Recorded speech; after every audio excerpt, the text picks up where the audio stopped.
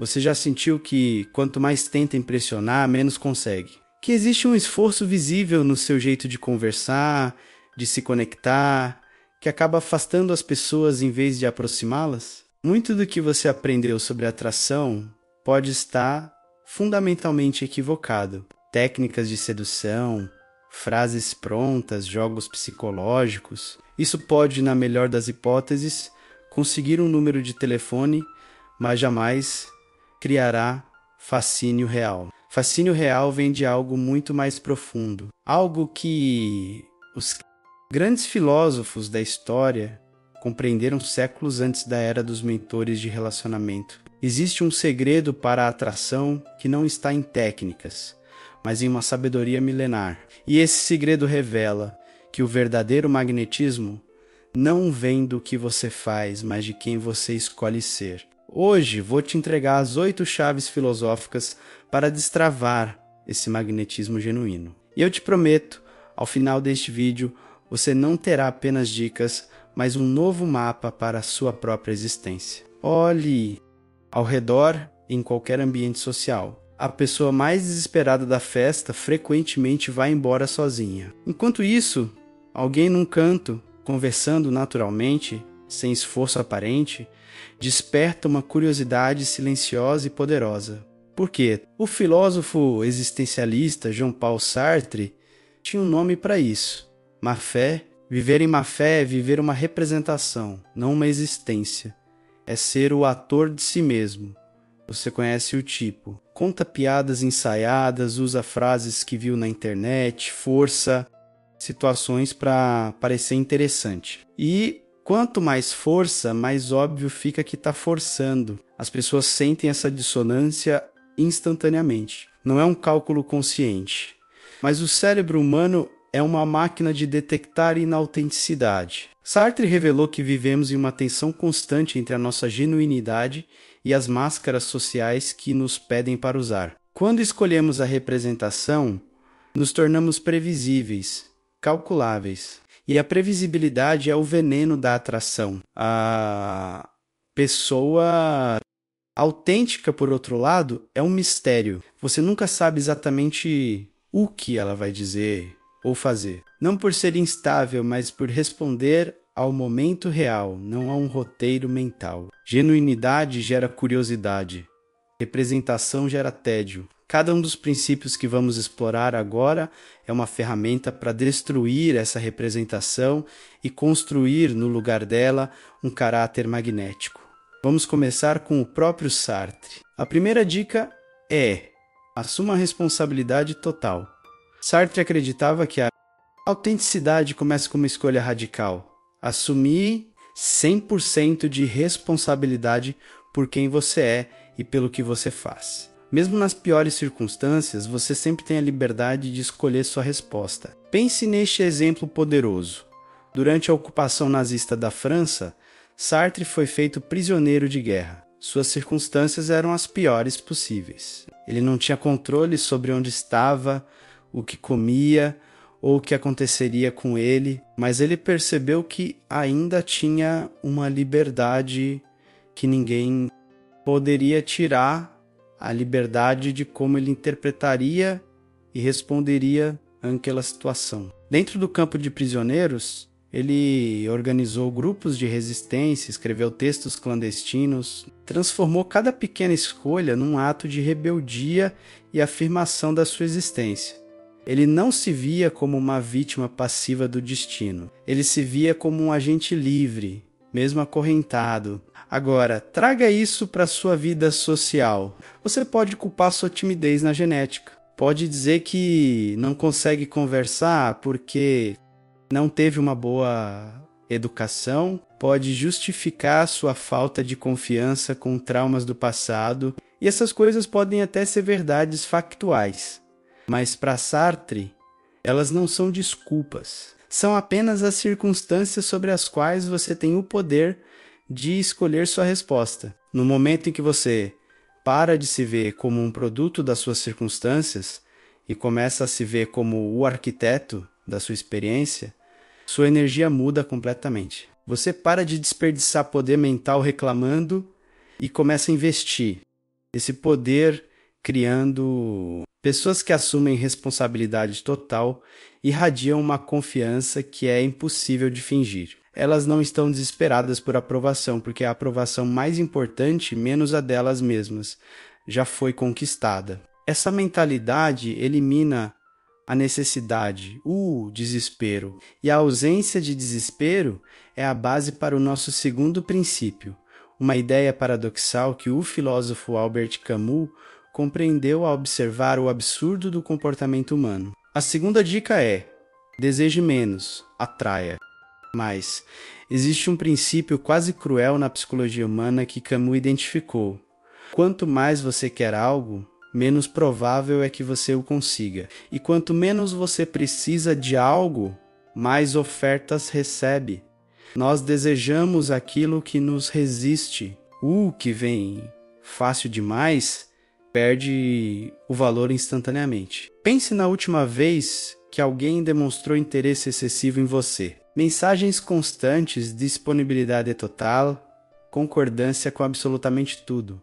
Como você se sentiu? Provavelmente sufocado, entediado, talvez até um pouco irritado. A atração diminuiu, não aumentou. Agora lembre-se de alguém que despertou sua curiosidade. Provavelmente era alguém que tinha uma vida própria, projetos, um mundo interior, alguém que não estava sempre disponível para te validar, não porque estava jogando um jogo, mas porque estava genuinamente ocupado vivendo. Camus chamava essa dinâmica de o absurdo da condição humana. Nós queremos o que não podemos ter completamente, não por masoquismo, mas porque o mistério alimenta a imaginação. E a imaginação cria o fascínio. O desinteresse estratégico aqui não é uma estratégia manipulativa, é filosofia aplicada. É a aceitação de que a verdadeira atratividade nasce da autonomia, não da dependência. Quando você é um universo completo por si só,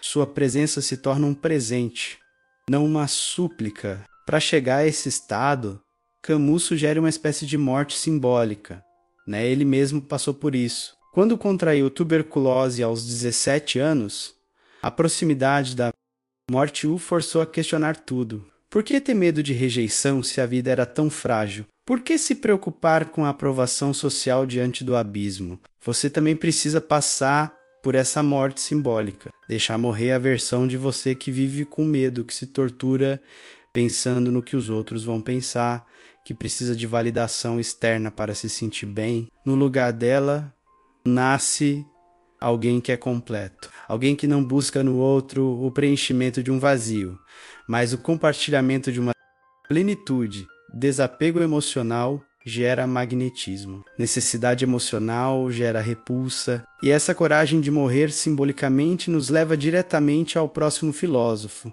um homem que levou a ideia de autenticidade às últimas consequências. A terceira dica é: tenha coragem de ser autêntico. Se você pudesse ler a mente das pessoas ao seu redor, descobriria algo perturbador. Quase todo mundo está fingindo. Sorrindo quando querem chorar, concordando quando discordam, escondendo opiniões, medos e desejos. Por quê?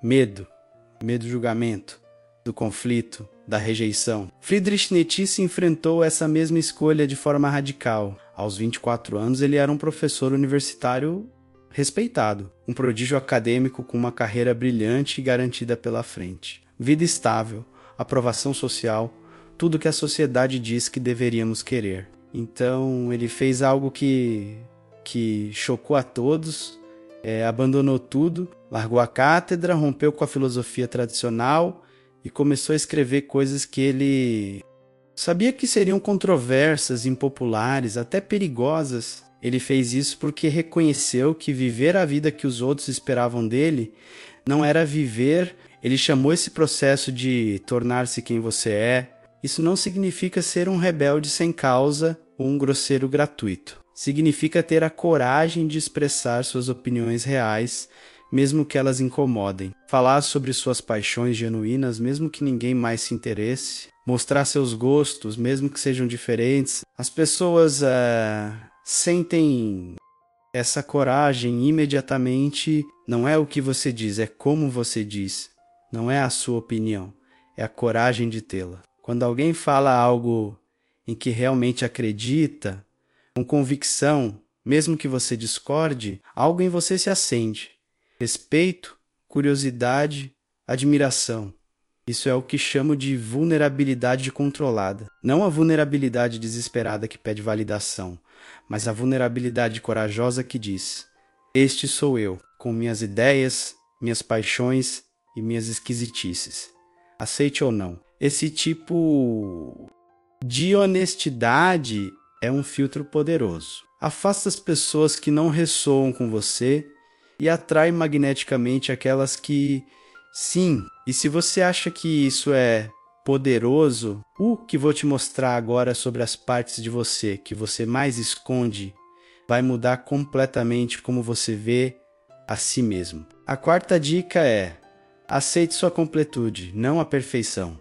Existe algo que você nunca conta para ninguém. Pensamentos que te envergonham, impulsos que te assustam, partes da sua personalidade que você mantém trancadas no porão da sua mente. O psiquiatra Carl Jung chamou essa parte de a sombra e, segundo ele, é exatamente nela que reside sua maior fonte de poder e fascínio. Em 1913, Jung começou a ter visões perturbadoras, sonhos violentos, fantasias sombrias que contradiziam completamente sua imagem de médico respeitável e homem civilizado.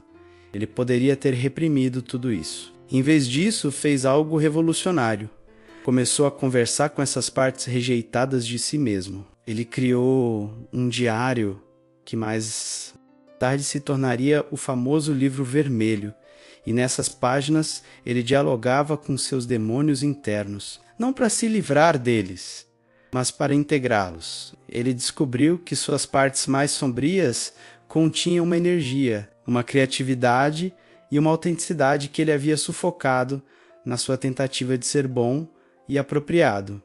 Você também tem uma sombra, aquela parte que sente inveja, raiva, desejo, que tem opiniões politicamente incorretas, que fantasia coisas que nunca admitiria em voz alta. E você gasta uma energia enorme tentando esconder isso. Jung percebeu algo fundamental. As pessoas não são atraídas pela perfeição. A perfeição é estéril, falsa. As pessoas são atraídas pela completude. Alguém que integrou suas contradições internas, que aceita seus impulsos sombrios sem ser dominado por eles, irradia uma presença que é impossível de ignorar. Integrar a sombra não significa agir em todos os seus impulsos, significa reconhecê-los, aceitá-los e canalizar sua energia. Quando você para de gastar poder mental reprimindo partes de si mesmo, essa energia se liberta e se transforma em carisma natural. Você se torna uma pessoa real, não um santo de gesso. Pessoas reais, com luz e sombra, são magnéticas. Elas falam com uma honestidade que corta através da falsidade social, e isso é incrivelmente libertador para quem está ao redor. Essa aceitação da totalidade de quem você é nos leva a uma qualidade que separa quem fascina de quem apenas preenche espaço. A quinta dica é: sinta-se confortável no vazio. A conversa mais envolvente que você já teve provavelmente incluiu momentos de silêncio. Não aquele silêncio constrangedor e ansioso, mas pausas onde vocês dois estavam simplesmente presentes, sem a pressa de preencher o espaço. Vivemos numa cultura que tem pavor do vazio. Primeira pausa na conversa.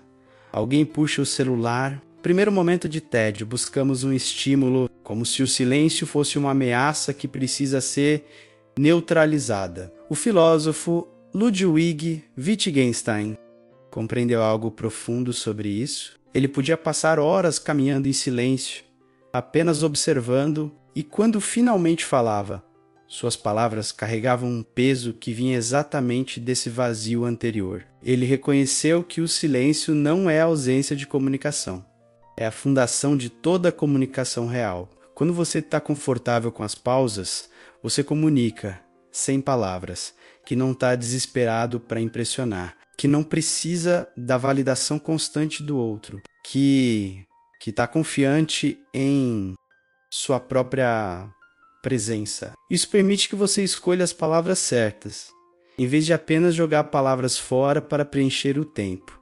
Pense nas pessoas mais magnéticas que você conhece. Elas falam quando têm algo a dizer, não porque o silêncio as incomoda. Elas fazem perguntas e realmente escutam as respostas, em vez de planejar a próxima frase. Esse conforto com o vazio se estende além das conversas. Significa que você não entra em pânico quando fica sozinho com seus próprios pensamentos. Significa que sua felicidade não depende de estímulos externos constantes. Essa independência emocional é incrivelmente atraente.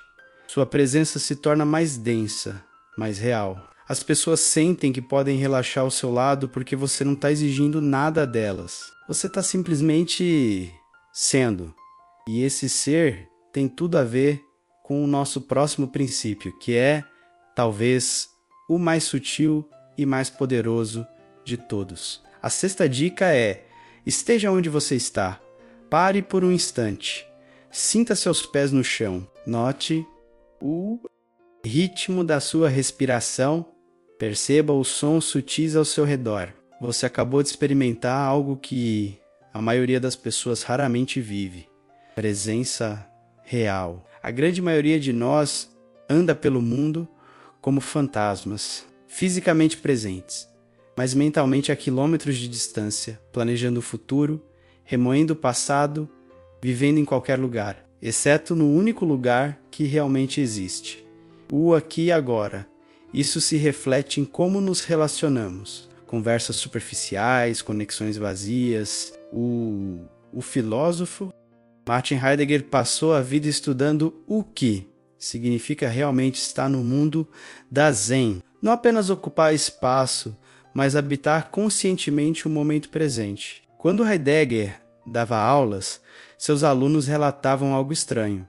Eles se sentiam completamente vistos, não porque ele usava técnicas de carisma, mas porque sua atenção não estava dividida. Ele estava genuinamente presente com eles. Essa qualidade ela é magnética porque é um dos presentes mais raros que você pode dar a alguém. Sua atenção plena. Quando alguém está verdadeiramente presente com você, você sente isso um nível profundo. Elas fazem perguntas que mostram que realmente ouviram o que você disse. Elas notam detalhes que outros ignoram. Elas respondem ao que está acontecendo agora. Presença real não é uma técnica, é uma escolha. A escolha de estar onde você está, com quem você está, fazendo o que você está fazendo, sem desejar estar em outro lugar. Isso cria um espaço para que conversas profundas e conexões reais aconteçam sem esforço, porque você finalmente está ali para recebê-las. Mas existe uma armadilha que destrói essa presença, a necessidade de aprovação, que nos leva ao próximo princípio. A sétima dica é: escolha o respeito próprio acima da aprovação. O que você faria se soubesse que a única forma de salvar alguém que você ama de uma vida de infelicidade era se tornando o vilão da história dela? O filósofo Søren Kierkegaard enfrentou exatamente isso. Ele estava noivo de Regina Olsen, mulher que amava profundamente. A sociedade esperava o casamento, a família esperava, a Regina esperava, mas Kierkegaard sabia que sua natureza melancólica e atormentada a destruiria. Então ele tomou uma decisão brutal. Rompeu o noivado de forma deliberadamente cruel, fingindo ser um canalha para que ela o odiasse e pudesse seguir em frente e encontrar a felicidade. Ele escolheu ser rejeitado por todos para ser honesto consigo mesmo. Ele preferiu o ostracismo social a viver uma mentira. Conveniente. Kierkegaard identificou algo fundamental.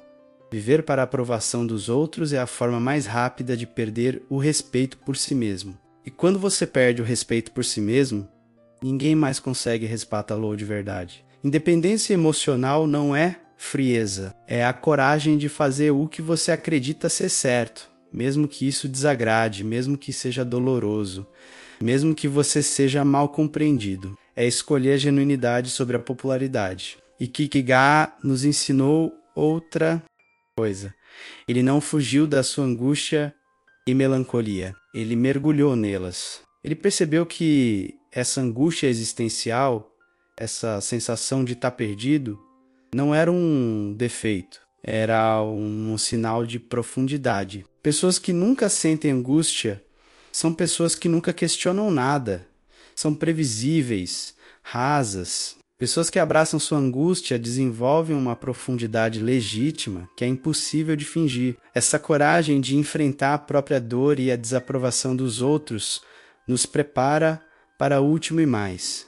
Libertador, princípio de todos. A oitava e última dica é: aceite a polarização. Inevitavelmente, se você seguir esses princípios, algumas pessoas não vão gostar de você. E essa é uma das melhores notícias que você pode receber. Por quê? Porque significa que você tem personalidade, opiniões, um caráter definido. Pessoas sem substância, que agradam a todos, não representam nada. São como água, inofensivas, mas também insípidas. E Nietzsche aprendeu isso da forma mais dolorosa ao romper com seu mentor.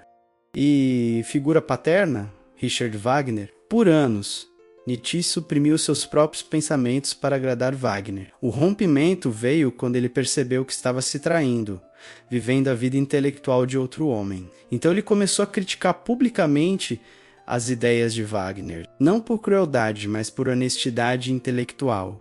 O resultado foi devastador. Ele foi isolado, perdeu seu mentor, tornou-se um pária. Mas foi exatamente nesse isolamento que ele encontrou sua própria voz e produziu suas obras mais geniais. Nietzsche compreendeu que polarização é o preço da autenticidade. Quando você tem convicções reais, algumas pessoas vão te amar por elas e outras vão te odiar por elas. E isso é positivo, significa que você não é neutro, significa que você representa alguma coisa. Pessoas que tentam agradar a todos acabam não interessando profundamente a ninguém. Pessoas que aceitam ser odiadas por alguns acabam sendo amadas intensamente por outros. E um amor intenso é muito mais valioso que 1000 aprovações mornas.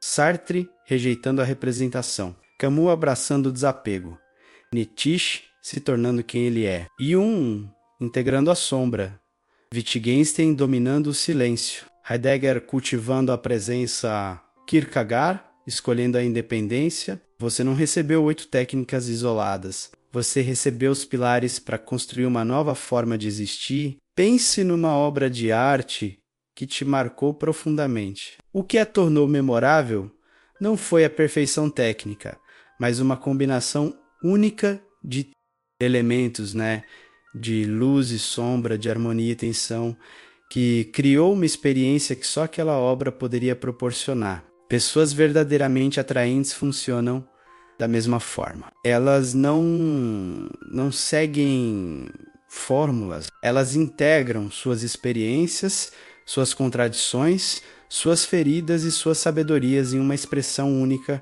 que não pode ser replicada. Sua atratividade não virá de copiar nenhum desses filósofos, virá de usar os insights deles para reconhecer e expressar a sua forma única de ver o mundo. Quando você para de tentar ser atraente e começa a simplesmente ser, quando para de representar e começa a existir, quando aceita suas imperfeições e integra suas sombras, você se torna interessante de uma forma que nenhuma técnica pode ensinar. Você se torna uma obra de arte viva.